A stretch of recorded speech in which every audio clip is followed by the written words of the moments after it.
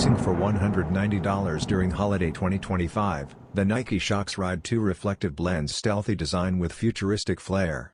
Dressed in a moody black anthracite upper, the sneaker features metallic silver swooshes and bold deep royal blue accents on its Shox Air cushioning. While it may not rival the popularity of the Shox TL or R4, this version stands out with a reflective silver skeletal DPU cage that catches light and attention.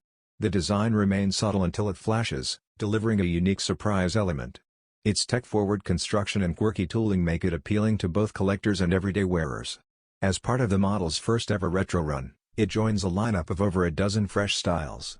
This reflective edition underscores Nike's ability to modernize classics, offering an edgy twist on nostalgic performance footwear.